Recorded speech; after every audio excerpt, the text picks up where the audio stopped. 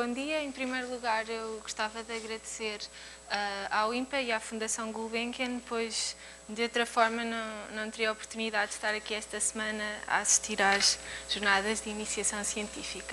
Bem, como podem ver, o meu trabalho é sobre representações de grupos finitos. Como tal, os meus objetivos para hoje são, em primeiro lugar, apresentar algumas noções básicas da teoria das representações de grupos finitos. Depois, dizer o que são caracteres, dizer o que são tabelas de caracteres e apresentar alguns resultados que nos vão permitir completar e construir tabelas de caracteres e ver porque é que isso é importante. E, finalmente, apresentar duas aplicações, uma à teoria dos grupos, propriamente dita, e outra à física. Ora bem, como todos sabem, os grupos de matriz encontram-se muito bem estudados e uma pergunta pertinente que podemos fazer é se é possível utilizá-los de alguma forma, já que os conhecemos tão bem, para estudar outro tipo de grupos. Vamos ver que a resposta a esta questão é afirmativa, mas antes disso vamos introduzir alguma notação. A partir daqui, K vai denotar um corpo, G um grupo finito e GLN de K o grupo das matrizes invertíveis de ordem n sobre K. Bem, uma ideia natural para estudar um grupo a partir de grupos de matrizes seria definir um homomorfismo do nosso grupo desconhecido para um grupo de matrizes. E é exatamente essa a ideia das representações. Uma representação de G sobre K é exatamente um homomorfismo de grupos de G para GLN de K, em que a n chamamos o grau da nossa representação. Vou apresentar agora alguns exemplos de representações. Por exemplo, a função determinante é um exemplo de uma representação de grau 1 e é obviamente um homomorfismo de grupos. Determinante do produto é o produto de determinantes. O sinal de uma permutação é outro exemplo de uma representação de grau 1 sobre R. Este outro exemplo é um exemplo trivial de uma representação e por isso mesmo chamamos este exemplo a representação trivial. E, finalmente, apresento aqui um exemplo de uma representação de grau 4. Ora, a abordagem atual da teoria das representações não se faz utilizando as representações propriamente ditas, mas faz-se utilizando teoria de módulos. O que nós vamos ver é que estudar representações de um grupo sobre um dado corpo equivale a estudar módulos sobre uma álgebra muito especial, que é a álgebra de grupo. Mas, antes de mais, é necessário dizer o que é a álgebra de grupo. Então, sendo Kg o espaço vetorial livre sobre K com base G, isto é, podemos pensar nisto como o conjunto das combinações lineares dos elementos do nosso grupo, em que supomos que os elementos do grupo são elementos linearmente independentes. Então, se definirmos neste K espaço vetorial uma multiplicação desta forma, o nosso conjunto Kg torna-se uma K-álgebra, que é chamada tal álgebra de grupo de G sobre K. Por exemplo, se o nosso grupo for o grupo simétrico de ordem 3 e o nosso corpo o corpo dos complexos, então os elementos de CS3 são desta forma, são exatamente as tais combinações lineares formais do grupo simétrico de ordem 3 e a multiplicação de dois elementos desta álgebra processa-se da forma que eu defini anteriormente, isto é, usamos como se fosse a distributividade e depois operamos dentro do grupo. Bem, então, como acabámos de ver, Kg é uma K-álgebra, portanto, em particular, é um anel, logo faz sentido falar em Kg módulos. Então, um Kg módulo V é exatamente um módulo sobre o anel Kg. E como Kg é uma K-álgebra, V vai se tornar um espaço vetorial sobre K da forma natural. Ao longo desta apresentação, vamos estar apenas interessados nos Kg módulos V, cuja dimensão como K espaços vetoriais é finita. E mesmo que não diga, sempre que falar em Kg módulos, a partir de agora, estou apenas a pensar nos dimensão finita. Um exemplo trivial de um Kg módulo é a própria álgebra Kg. Porquê? Ora, todos sabemos que se R é um anel, R é trivialmente um R módulo. Portanto, Kg é uma K-álgebra, é um anel e, portanto, é um Kg módulo. E, além disso, está nas condições que nós pretendemos. A sua base é formada pelos elementos do grupo, logo a sua dimensão é exatamente a ordem do grupo, que é um grupo finito e, portanto, tem dimensão finita sobre K.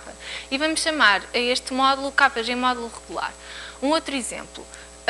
Se V for um espaço vetorial de dimensão 4 sobre K com esta base, então podemos tornar V num KPS4 módulo. De que forma? Vamos definir a ação do grupo daquela forma, uma ação que vai permutar os elementos da base. Ora, se estendermos esta ação por linearidade a KPS4 e a V, obtemos de facto um KPS4 módulo que chamamos o módulo de permutação. Ora, tal como prometido, eu já disse que estudar representações equivale a estudar módulos. Então vamos ver de que forma é que acontece esta equivalência. Se nós tivermos V um KG módulo de dimensão n e se B for uma base de V, então, por V ser um KG módulo, os elementos do grupo atuam linearmente nos nossos vetores. Portanto, para cada G definirmos esta função, R de G, obtemos uma transformação linear. E além disso prova-se que isto é um isomorfismo. Portanto, se nós definirmos esta outra função, que a cada elemento do grupo faz corresponder a matriz da transformação linear Rg na base B, obtemos de facto uma representação de G sobre K. Isto é, passamos de um KG módulo de dimensão finita para uma representação. Reciprocamente, se tivermos uma representação de grau n, de G sobre K, então vamos definir agora um isomorfismo. De que forma? Para cada G vamos definir o isomorfismo R de G como sendo o isomorfismo cuja matriz na base B é exatamente ρ de G. Então, se nós definirmos a ação do grupo desta forma, isto é, se definirmos G de V como Rg de V e se estendermos esta ação por linearidade a Kg, então V torna-se um KG módulo e daqui concluímos que estudar representações é equivalente a estudar KG módulos de dimensão finita. Bem, então a partir de agora vamos em vez de usar representações, vamos passar a usar KG módulos pelas suas vantagens evidentes. Isto porque já conhecemos uma série de conceitos e de teoremas de teoria dos módulos que agora podemos aplicar aos nossos KG módulos. Em particular, a ideia de submódulo, de R submódulo. Portanto, se V for um KG módulo, um subconjunto W de V diz um KG submódulo de V, se W for um subespaço vetorial de V que é fechado para a ação do grupo. Uma outra ideia que é herdada da teoria dos módulos é a ideia de módulo irredutível. Então vamos dizer que um KG módulo V é irredutível se for um módulo não nulo e se não possuir submódulos além do módulo nulo e dele próprio, isto é, se não possuir submódulos próprios. Por exemplo, vamos agora ver um exemplo que vai ilustrar estas definições. Seja então V o KPS4 módulo de permutação com esta base, o módulo que definimos há pouco, e seja o K subespaço vetorial de V gerado por V1 mais V2 mais V3 mais V4.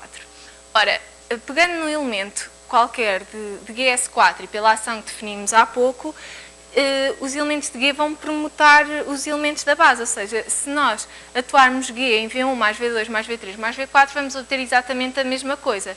Ou seja, U, além de ser um K subespaço vetorial, ele é fechado para a ação do grupo e, portanto, concluímos daqui que 1 é um KS4 módulo de V. E daqui também concluímos que V não é irredutível, porque possui um submódulo próprio. E, além disso, também vemos que U é irredutível, pois é um KS4 submódulo módulo, e a sua dimensão é 1, logo não pode possuir módulos próprios. Vamos então agora ver um teorema, que é o teorema de Mask, que nos vai permitir reduzir o estudo dos KG módulos em geral apenas ao estudo dos irredutíveis. O que nós vamos ver é que os módulos irredutíveis são exatamente as peças indecomponíveis que constituem todos os KG módulos em certas condições especiais. Então, se G for um grupo e K um corpo cuja característica não divide a ordem do grupo, e se U é um KG submódulo de V, então existe um outro KG submódulo de V, digamos W, tal que V é soma direta de U com W.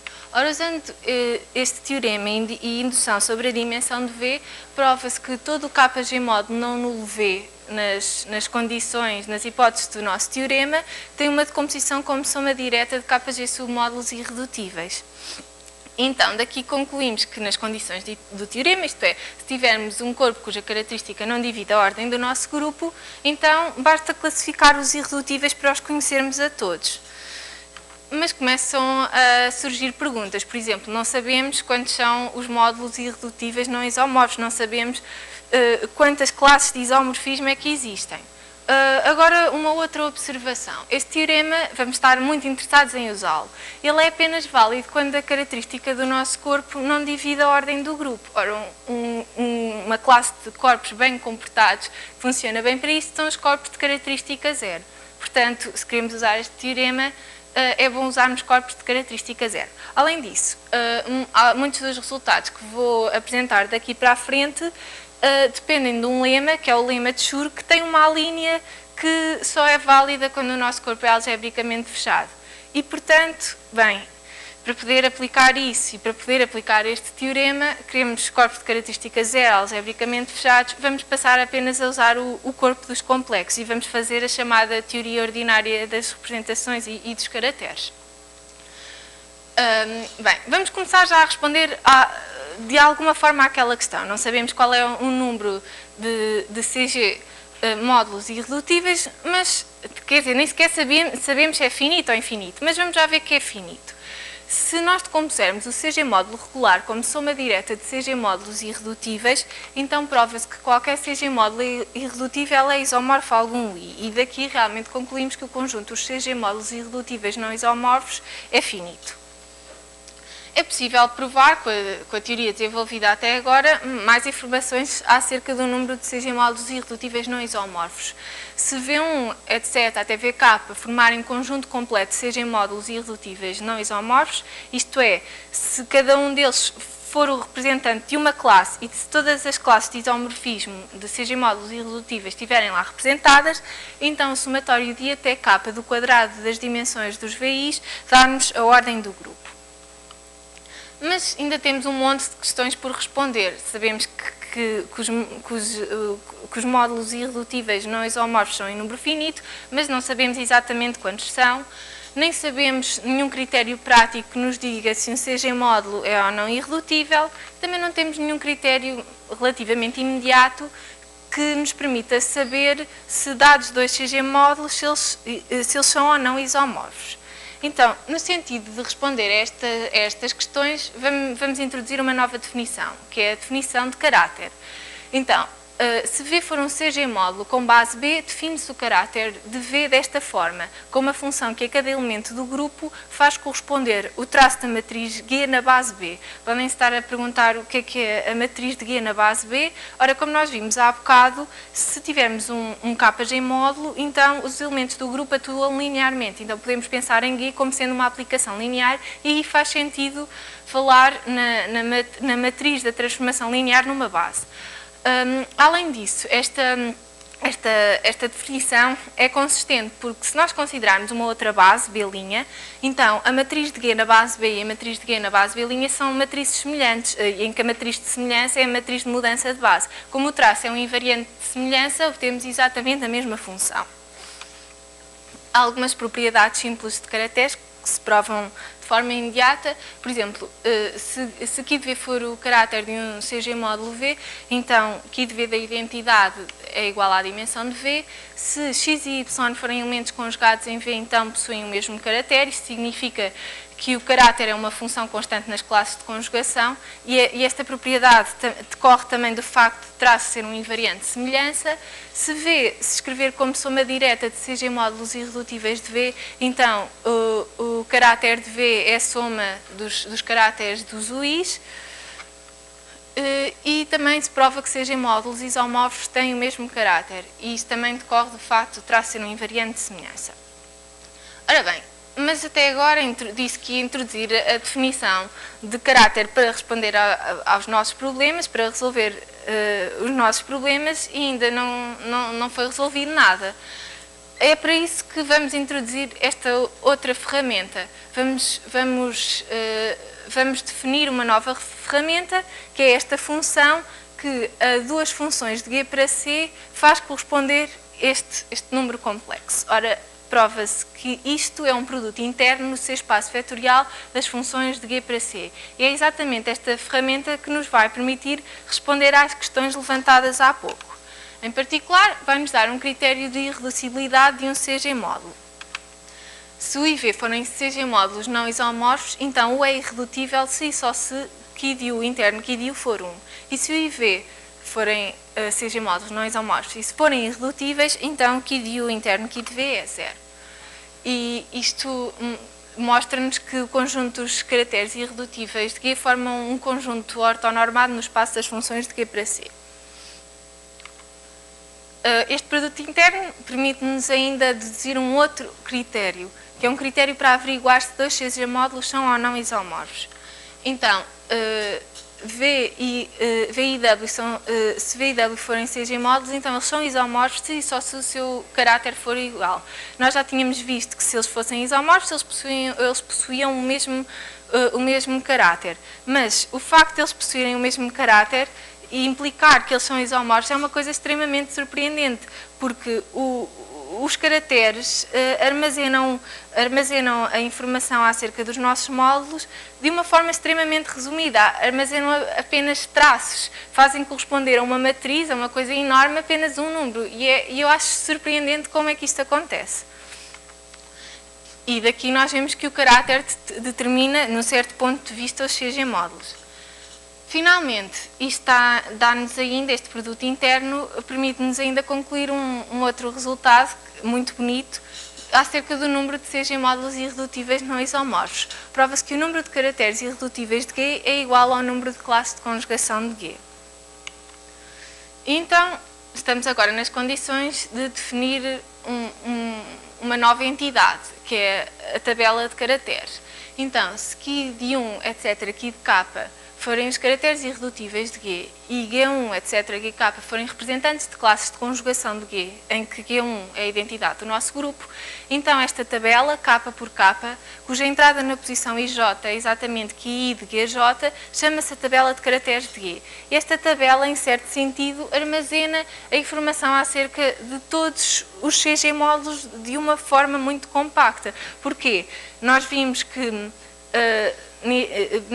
os CG módulos, bem, basta estudar os irredutíveis, nós vimos que os irredutíveis são caracterizados pelos seus caracteres, nós vimos que o caractere é uma função constante na classe e vimos que existem tantos caracteres como o número de classes de conjugação. Ou seja, aqui resumimos tudo acerca de todos os CG módulos. Então, vou agora apresentar alguns resultados úteis para completar tabelas. Vamos ver que é importante. Por exemplo, a soma dos quadrados dos elementos da primeira coluna de uma tabela de caracteres é exatamente a ordem do grupo. As colunas de uma tabela de caracteres são vetores ortogonais de CK e vou agora dar ainda outros resultados secundários. Se Q for um caráter irredutível de G e lambda um caráter de grau 1 de G, então a função G conjugado ainda é um caráter irredutível de G. E além disso, esta função produto, lambda aqui, também é um caráter irredutível de G.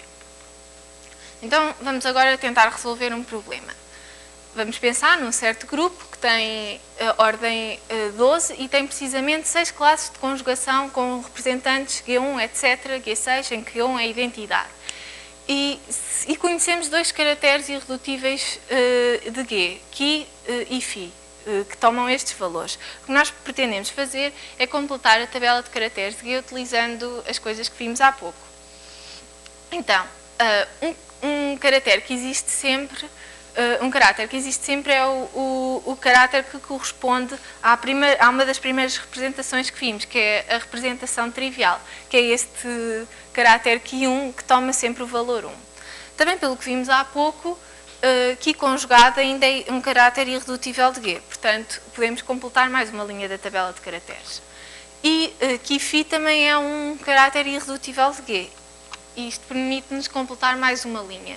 Ora, agora nós já temos 5 linhas. Nós sabemos que existem tantas como o número de classes de conjugação. Ou seja, só nos falta completar uma linha. Mas esta última linha, bem, o primeiro elemento dela, nós sabemos que a soma dos quadrados da primeira coluna dá-nos a ordem do grupo. Nós sabemos a ordem do nosso grupo, podemos tirar o primeiro elemento da última linha. Agora, nós sabemos que as duas primeiras colunas são vetores ortogonais e daí nós podemos tirar o segundo elemento da última linha e por aí fora, de forma a completarmos toda a tabela de caracteres do nosso grupo. Então, vou agora dar uma aplicação disto. Nós vamos definir o núcleo de um caráter Key de um grupo G desta forma. Vamos definir o núcleo de Key como sendo o conjunto dos elementos do nosso grupo, tais que Key de G é igual a Key da identidade.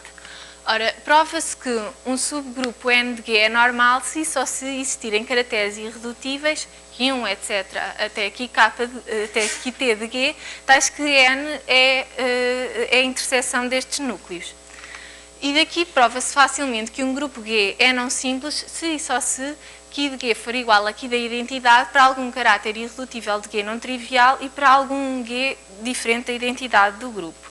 Então, por exemplo, se olharmos para a tabela de caracteres que obtivemos há pouco, por esta proposição vamos conseguir ver se o nosso grupo é simples ou não. Por exemplo, basta olharmos para a segunda linha.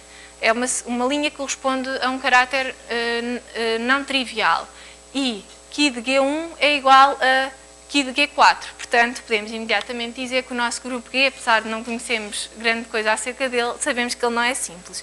E uma curiosidade é que este facto, este tipo de raciocínio, foi utilizado na resolução de um dos problemas mais controversos do século XX, foi a classificação dos grupos simples finitos. Foram utilizadas tabelas de caracteres. Agora vou dar uma outra aplicação da teoria das representações de grupos finitos, agora à física. Então, seja M uma molécula em RS, em que S é 1, 2 ou 3, ou seja, a nossa molécula ou é linear, ou é uma molécula planar ou em 3 dimensões, e vamos supor que a nossa molécula tem N átomos.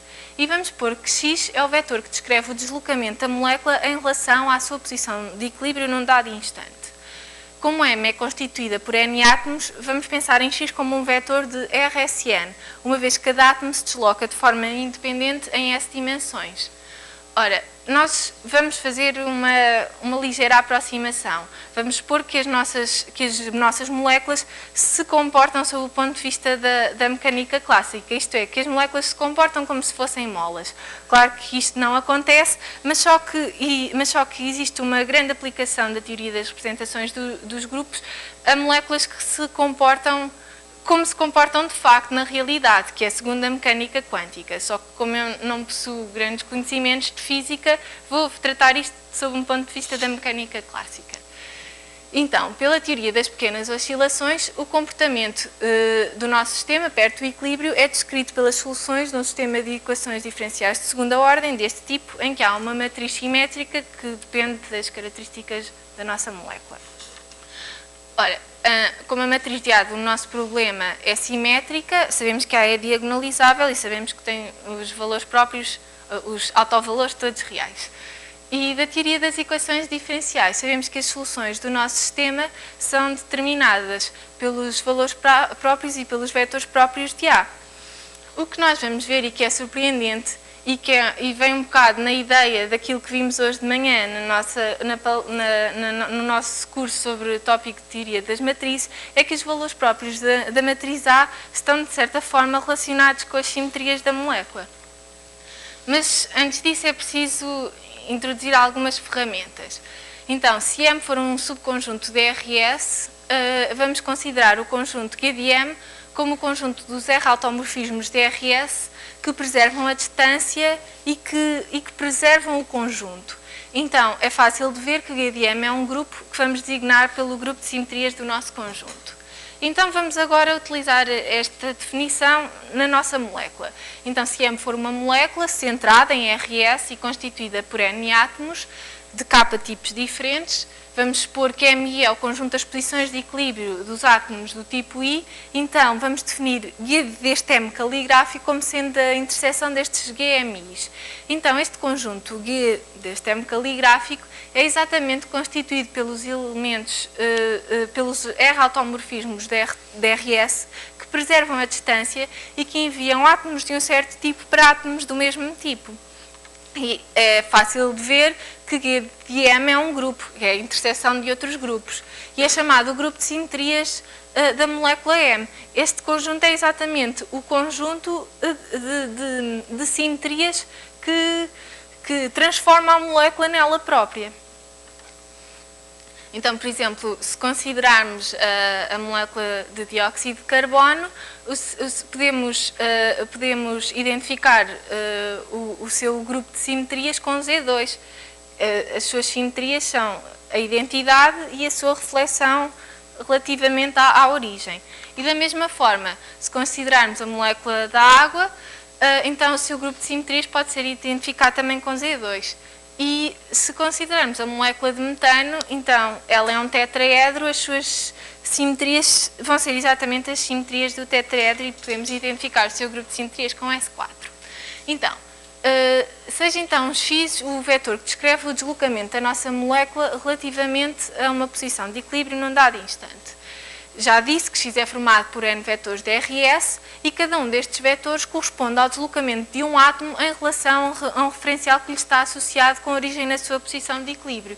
E é assim que nós devemos pensar nos nossos vetores de RSN. Então, prova-se que RSN é um RGM módulo. E eu agora vou tentar explicar mais ou menos como é que é a ação do grupo neste espaço.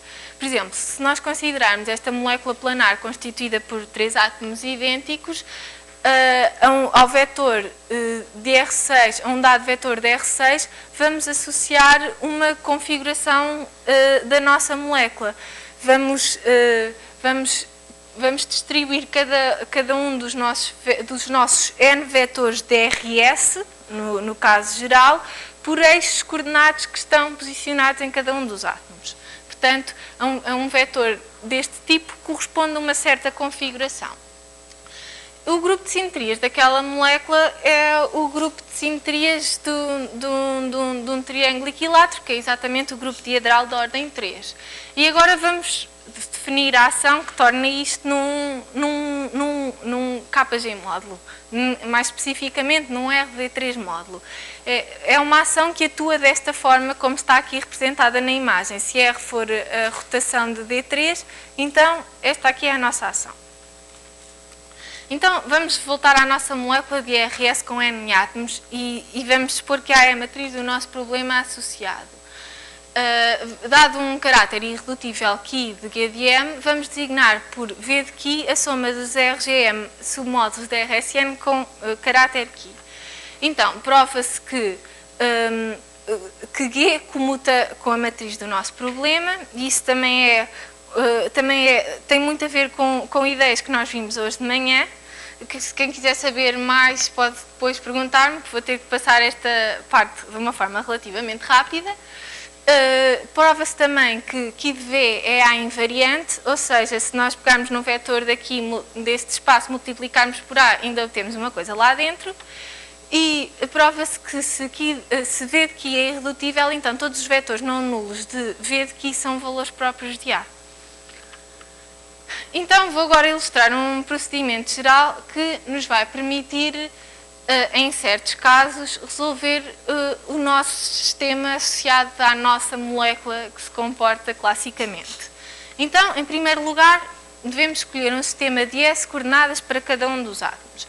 No nosso exemplo, vamos considerar a molécula de oxigênio e já disse que vamos tratar isto como se fossem molas e vamos associar a esta molécula este oscilador e vamos pôr em cada um dos átomos estes sistemas coordenados, aqui representados por estes vetores vermelhos. Então, segundo passo, determinar o grupo de simetrias da nossa molécula. Ora, a nossa molécula é a molécula de oxigênio e o seu grupo de simetrias pode ser identificado com Z2. E, portanto, pelo que eu já disse, tenho que ter alguma fé nisso, R2 é um RZ2 módulo. Agora, terceiro passo, calcular o caráter Ki do RGM módulo RSN e escrever Ki como combinação linear dos caracteres irredutíveis de GM. Então, primeiro temos que determinar o caráter de R2. Não vou dizer como é que isto se faz, mas é muito simples de ver como é que se faz. É simplesmente pela definição, mas não vou fazer os cálculos. Dá isto.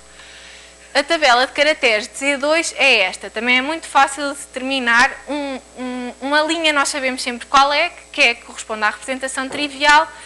A outra linha também é muito fácil de determinar, por exemplo, usando a mesma técnica que utilizámos há bocado. E, portanto, fazendo as contas, vê-se que Q é igual a Q1 mais Q2. Agora, queremos expressar o nosso GM módulo como soma direta dos módulos VQ. Então, isto pode ser feito aplicando este elemento a RSN para cada QI caráter irredutível de GM que aparece na combinação linear do nosso caráter Q. Então, se nós definirmos R1 desta forma, é exatamente aquele elemento que corresponde ao caráter Q1, então, fazendo as contas, obtemos exatamente que R1 aplicado ao vetor 1, 0 e 0, 1 dá 1, 1. Portanto, V de Q1 é este espaço que é gerado em R pelo vetor 1. E da mesma forma, se aplicarmos este elemento R2, que está associado ao caráter Q2, então concluímos que V de Q2 é o espaço gerado pelo vetor, gerado linearmente em R pelo vetor 1 menos 1. Então daqui vem que R2 se escreve como soma direta destes submódulos. Agora, quinto passo. Neste procedimento geral, que eu estou a ilustrar particularmente como é que acontece. Vamos considerar os submódulos VQ de RSN e procurar os vetores próprios de A nestes VQIs. E caso VQI seja irredutível, isto não representa qualquer dificuldade, vai ser o nosso caso. Se eles não forem irredutíveis, é um bocado analisar caso a caso e tentar desenrascar-nos o melhor possível. Bem, mas este caso é um caso bem comportado. Então, nós já sabemos que estes módulos que nós obtivemos, VQI e VQ2, são irredutíveis porque têm dimensão 1. Então, estes são vetores próprios de A. Acho que isto é uma coisa fantástica. E agora, passo 6. Depois de determinados os vetores próprios de A, determinar a matriz A do nosso problema, porque reparem que nós obtivemos os valores próprios de uma matriz que nem sequer conhecemos. E agora obter os valores próprios associados. Agora, para obter a matriz, é utilizar o que sabemos da física. É saber como é que é o sistema que descreve aquele oscilador que eu apresentei no início. E o sistema é exatamente este. E a nossa matriz é exatamente esta. E veem rapidamente que estes vetores que eu terminei são exatamente vetores próprios de A e são associados a estes valores próprios. Então, o último passo é escrever a solução geral do sistema. Que nós sabemos que a solução geral depende dos valores próprios e dos vetores próprios desta matriz. E como eu já disse, é incrível que nós tenhamos obtido vetores próprios de uma coisa que nem sequer conhecíamos. Este caso é um caso muito simples, não tive tempo para mais, até com certeza já estou a exceder o meu tempo, mas e pode parecer um caso um bocado estúpido, porque no final vamos obter uma matriz 2x2, então não era muito mais fácil obter os vetores próprios sem ser por este método? De facto, neste caso era, mas se tivermos matrizes maiores, o problema de obter valores próprios e vetores próprios não é um problema fácil. E se conhecermos a simetria das nossas moléculas, isso pode nos dar de forma fácil alguns vetores próprios da matriz e a partir daí conhecemos os vetores próprios e dessa forma, por exemplo, no polinómio característico, isso pode nos ajudar a determinar o que falta. Mas a verdadeira aplicação disto, como eu já disse, não é tratando as moléculas sob o ponto de vista da mecânica clássica, e sim sob o ponto de vista da mecânica quântica, em que um raciocínio análogo se aplica. E, portanto, era isto que eu tinha para dizer hoje.